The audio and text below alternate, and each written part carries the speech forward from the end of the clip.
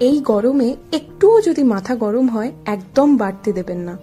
যত রাগ আছে সেই রাগ নিয়ে 2 থেকে 3টে পাকা বেল নিন আর বেলটা ফাটিয়ে নিজের রাগ ঠান্ডা করে নিন। এবার বেল ফাটানো হয়ে গেলে নেক্সট হচ্ছে একটা চামচ নিন আর চামচের সাহায্যে বেলের ভেতরে সমস্ত ফ্লেশটাকে এইভাবে বের করে নিন। চামচ দিয়ে এই স্টেপটা করতে কিন্তু খুব একটা অসুবিধা হয় না।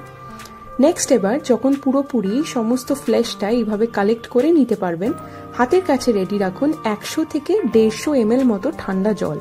আমরা জলের পরিমাণটা একটু কম ব্যবহার করেছি। এইবার যখন এইভাবে হাত দিয়ে পাল্পটা রেডি করছেন তখনই যে বীজ বা এক্সট্রা ছিবড়েটা থাকবে সেটা কিন্তু যতটা পারবেন এই স্টেজেই সেপারেট করে নেবেন।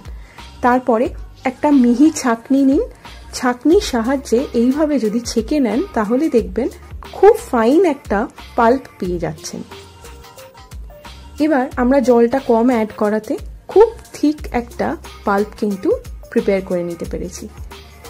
আমরা বেলের শরবতটা বানানোর পছন্দ করি বেলের পাল্প, 200 থেকে 250 গ্রাম টক দই, 2 থেকে 3 টেবিল স্পুন চিনি আর 1/4 টিস্পুন বিট নুন।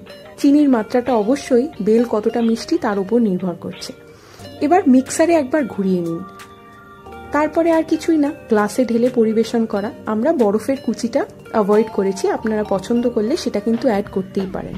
সাজিয়ে নেওয়াটা কমপ্লিটলি অপশনাল, নিজের ইচ্ছা হলে একটু পছন্দ মতো করে সাজিয়ে নেবেন। আমরা কাজু বাদাম কিশমিশ আর একটু রোজ পেটাল ব্যবহার করেছি। মাথাও ঠান্ডা হবে, পেটও ঠান্ডা হয়ে যাবে। অবশ্যই এই গরমে একদিন বেলের লাস্সি এইভাবে তৈরি করে আমাদের জানাবেন কেমন লাগলো। এনজয়।